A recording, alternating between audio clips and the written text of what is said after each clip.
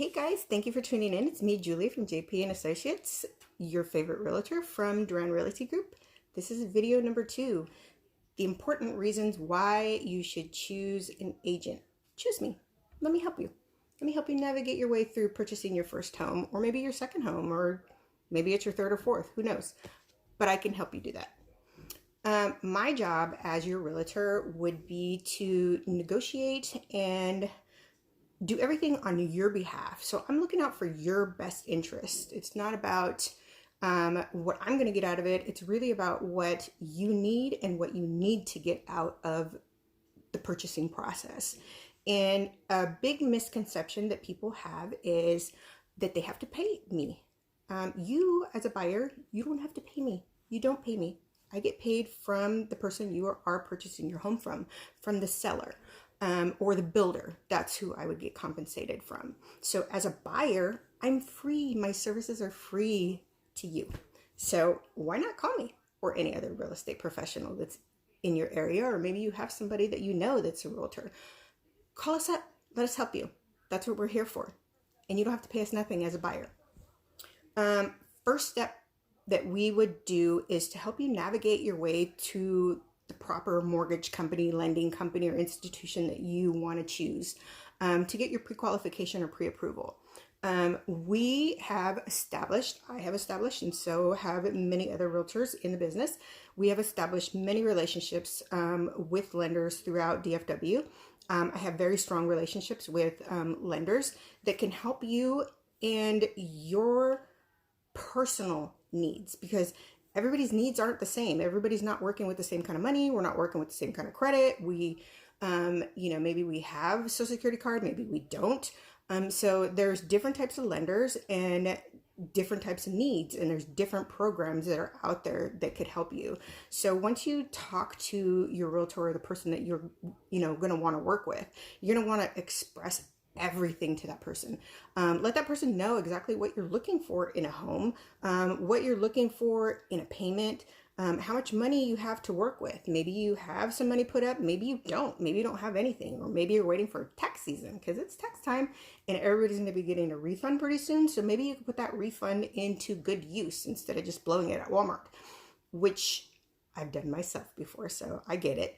But hey, to each is their own. But some people have, set aside some goals, or they want to put aside some money to purchase a home, and that's great. And some people just can't, you financially can't do it. You can't save money. You live paycheck to paycheck, and it's really, really difficult to budget your money and put some away so that you can save for a down payment. We get that. So there's many, many programs and grants that can help first-time buyer, or maybe not even a first-time buyer. Maybe you own property somewhere else and you still qualify because your income bracket fits into maybe one of the grant programs that are available in the county that you want to purchase your home in. So talk to an agent or talk to a lender of your choice. We can refer some out to you, or you can pick your own. It really doesn't matter as long as you talk to somebody. And that's the most important thing you can do getting started purchasing your home, is getting that pre-qualification, reaching out to a lender to see where you are credit-wise and to see where you are, financially in your budget and what your buying power is. That's what you really want to know. And that's what I want to know as a professional. I don't want to take you out to go see a home that you're not qualified to purchase. So I need to know, I need to have that information up front. How much are you qualified to purchase? Number one, I need to know that. And me personally, there are agents that'll take you out to go see homes without that pre-qualification. Me personally, I won't do that. I have to have that pre-qualification for me to be able to take you out to a home. That number one, it tells me that you're serious about purchasing a home. Number two, it really lets me know that you're ready to go, and you're ready to make the move. You've already pulled the trigger. You've already gotten the pre-qualification, and you're ready to roll. I'm ready to roll right with you. So that pre-qualification tells me that you're serious, that you really are ready to go out and start looking for your home. Second, it tells the person that is selling their home, the seller, that you are also serious. And it makes the commitment even easier for someone to put up their home for sale, because they have to show that home. You have to open up your home to several strangers that are going to be walking through your home. Maybe you still live there. And I personally wouldn't want anybody coming into my home that didn't have a pre-qualification, just looking around through my stuff and looking around through, my home, if you're not serious about buying it. So it tells the seller and it tells your agent that you are serious and committed about purchasing a home, which makes me feel good, which makes the seller feel good, and makes the other agent on the other side feel good about opening up the doors for you to come in and view their home. Second thing we are really, really good at is narrowing down your search. If you think about it, you can Google all you want to. You can Google all day long. I mean, you can be at work and just sit there and Google all day long and look at home after home after home. You're going to see a lot of nice homes. You're going to see ones that you don't like. But is that home really going to fit your needs and what you're looking for, and, what your family size is? And maybe, is it a good commute for you? Are you, within a certain school district that maybe you're looking for? Maybe there's something specific that you're looking for in a neighborhood or in a home. Once you share that information with me or your realtor, we'll be able to narrow down that search for you. I can go into my system and filter, every criteria in the world basically, and come out with a list that's specific to what your needs are. So it doesn't make buying a home so overwhelming. You will, if you have a good agent, that agent will, sit down, they'll talk to you, listen to everything that you want, and then they'll narrow down and pick out some homes for you to go and see that fit exactly what you're looking for, or really, really close to it, that's going to be workable and feasible for you and your family. The next thing we do is we talk about numbers. We talk about prices. Maybe you're qualified for a $200,000 home, but you see one that's maybe 210, 215. We can negotiate that price for you, possibly. That doesn't work all the time, but it does work on occasion, where we can go in and we talk to the other agent and we, present an offer, and maybe the seller will take your offer. There's been times where, I've submitted an offer that had been, $100,000 less than the asking price, and it was accepted. And there's been times where I went, a couple $1,000s under the asking price, and it was rejected. So it depends, on the seller, if they're going to take that offer or not. But that's between you and your agent to come up with a number that you feel is reasonable and not offensive to the seller when you're going to submit that offer. The next thing I'm going to do is I'm going to write up all of the contracts and documents for you. And you wouldn't go really far by yourself trying to negotiate or write up an offer if you don't have an agent on your side. You can go to an open house and you can, talk to the agents that's there at the open house, and maybe you love the house and you're just like, oh my gosh, I really like this house. I really want to put an offer in. I don't have an agent. But the agent that's there 9 times out of 10 at the open house is the agent that's representing the seller. That means that they've already committed to that seller and they're looking out for the best interest of the seller, not you.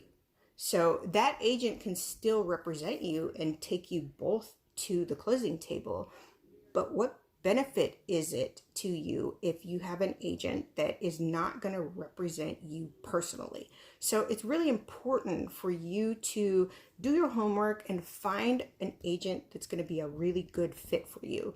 And I would suggest, if you're going to do that, to interview your agent, just like you were going to interview somebody for a job. That's exactly what you're doing. You're interviewing me or somebody else for a potential position to represent you through one of the biggest financial decisions and purchases that you'll ever make. So you want to make sure that you guys are a good fit, you vibe together, you really get along together, and this person is going to look out for you and do the best that they can to find you the perfect home. So once you get past that, we put in an offer, we submit the offer, and then we start talking a little bit of numbers. I personally don't get too involved in the numbers. I let the lender take over the number side. I go over the basics with you, and then any detailed questions that you may have about, your mortgage payment after it's all said and done, taxes, private mortgage insurance, just, what the final numbers are going to be, prorated, estimated, all of those numbers. I let the lender on the lending side do that because that's their job. And it's more beneficial for that information to come from them instead of coming from me, because I may give you information that is not correct and not accurate. And I want you to have the most accurate information that you could possibly get. So I'm going to refer some of those to it, but I quickly want to touch on, making that offer. So you and I are working together and you find a home that you absolutely love. You say, Julie, I got to have this house. Give me this house. And I say, okay. So we come up with a number. Maybe it's asking price. Maybe it's not. Maybe it's over asking price. Sometimes you got to do that. Sometimes there's, multiple people looking, multiple offers. So you may have to go above and beyond to get the home that you really want. So you and I will come up with a number, and then we write up an offer. The next step is going to be having your down payment, which is your earnest money, and your option money. And I'm going to briefly just touch on these because I'm going to do another video that explains those two in depth. Your earnest money is basically your upfront money. This is the money that you want to show good faith. This is how much you're going to put. Usually and typically it's 1% of the asking price or whatever it is that you're going to put on the contract. So if you're going to purchase a home for $200,000, it's going to be 1% of that. So you're going to have $2,000 available in your account. Cashier's check has to go to the title company within 3 days right after our offer gets put in and it gets accepted. So $2,000 right off the bat has to go to the title company. Once you drop that money off at the title company is going to hold it. They're going to cash it basically and put it in an escrow account for you. Basically like a savings account, okay? Savings account through the process. So they're going to put that money into the savings account, and that $2,000 will be credited to you at closing. Okay, you don't lose the money. You're not putting it up. You're not giving it away. It'll be credited at closing. So you'll get credit for that. The second thing you're going to need is your option money. Now, this money is non-refundable, and it's usually about $100, $150. If you're in a higher end home, then maybe it'll be, $500 to $1,000. The more money you put in your option, also lets the seller know that you're really serious about purchasing this home. They know that it's non-refundable. So the more money you put up lets that seller know. That's an indicator that this buyer is really serious about purchasing this home, because they're going to put up that much money and potentially could, lose it at one point or another. Then they're really serious about purchasing this home. So maybe, you go in on an offer and your asking price, and you go a little bit higher on your option money, and there's multiple offers. They might go with yours. They might take your offer over somebody else's just because your option fee is a little bit higher. It works sometimes and sometimes it doesn't. It's roll of the dice. But option fee, it buys you a window. And I'm just going to touch on this. It just buys you a window for you to get the home inspected and for me and you to negotiate any repairs. That's what it does. So it buys this window of 5 days, 7 days, 3 days, 10 days. There's no set days. It's completely up to you, your agent, and it's negotiable between the seller. So I usually put 7 days on an option fee to give me, ample amount of time to get an inspector at your home, have the home inspected, for me to, for the inspector to send me back the report, for me to review the report, and then to go over the report with you so that we can go into detail about what repairs, if any, we want to negotiate on having done. It also buys you a window that whatever days we negotiate, whatever days we set on the contract, if you wake up the next day and you're just like, I had this really weird dream and something is telling me that this is not right. I don't want to purchase this home anymore. I really want, something's telling me, I got a gut feeling. I don't know, maybe you're superstitious. Maybe a black cat walked in front of the house. Who knows? But for whatever reason, I don't need an explanation. You could put in an offer and it gets accepted. And as long as we have that option money paid in there, you can walk out of the contract with no questions asked. You may upset some people because, we're in it it's a business, but at the end of the day, that's what the option period is for. So that is basically the option. I'll go over that later in another video, more in depth and detail so that you really understand what your option period is. But I touched on the inspection.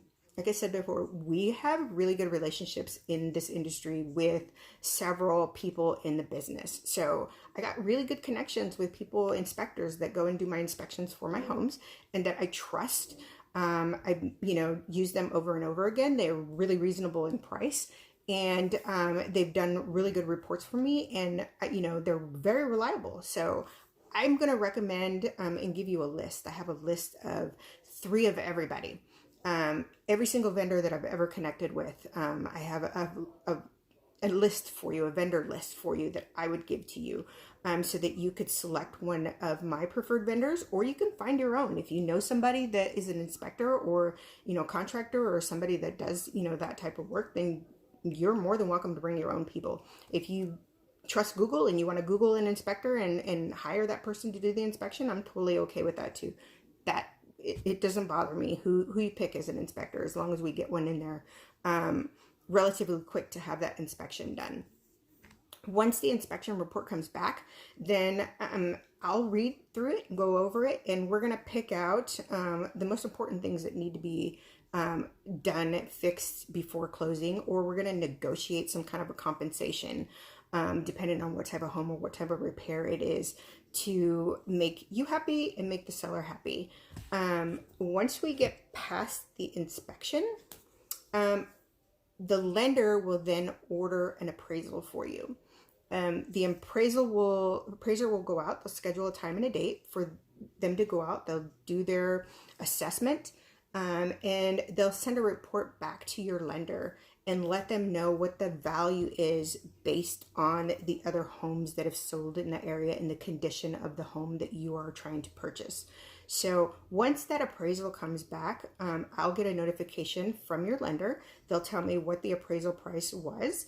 And if we're at value, which is at value, we consider the asking price of the home, we're good to go. We can move on to the next phase. If for some reason it's higher or lower, then I would talk with you and see what number we come up with.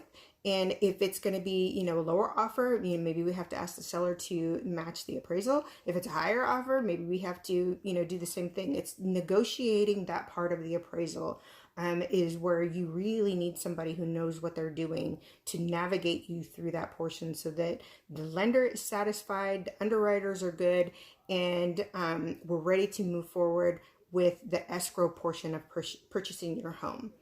The next thing we're going to do after that is after the appraisal's done, we're out of the way, we are going to basically be there for you every step of the way while the underwriters, it's going to go through your loan officer, and then it goes through a processor, which he checks all the information that your loan officer gathered from you. And then from there, it's going to go to the underwriters. Once you're in underwriting, we're pretty much on a clear stretch to close, but there can be some hiccups in there. Underwriting, I have found, is the most stressful portion. I'm not going to lie to you, because it's stressful for me and it's stressful for you. This is the most brutal part of the loan process. I feel like, for buyers and, for the agents working on the other side and for the seller, because the criteria for qualifying for a loan, no matter what kind of loan that you're getting, is very strict, and it has to be perfect for the underwriter to approve it. They have to have all of the documentation. They have to have your bank statements. They have to have your tax records, and they go back 2-3 years, and they, look, it's how much money you've made, where that money is, where that money went to. what your credit score has been like, what your history of payments have been like. They want to know if you're, a credible person to be able to loan this money to, because they're giving away a big chunk of money. That's a lot of money to hand over to somebody and not be sure about it. So they're gonna be sure about it. Believe me, they are. And they will ask you for things repeatedly. And you're like, I already gave you my tax records. Like, what do you need? And you gotta go with the flow. You really gotta be right there, very attentive, and get that information back to your loan officer so that they can give that information to the underwriter so that we can get you to the final phase, which is clear to close. Every agent, every buyer, and every seller is waiting for the seconds that we hear we are clear to close. That means we can set a date with the title company to get your papers signed and your keys in your hand and you off into your new home. So I hope that clarifies why it's so important for you to find the perfect agent that is going to help you navigate your way through the purchase of your home. My next video is going to be on the importance of having an agent represent you as a seller. So stay tuned. Get back with me for video 3. Be sure to like my video, subscribe to my YouTube channel, look for more videos, share it, leave your comments. If there's something that I missed and you want to hear about it, talk to me. I want your feedback. I look forward to seeing you on my next video. Peace. I'll see you next time.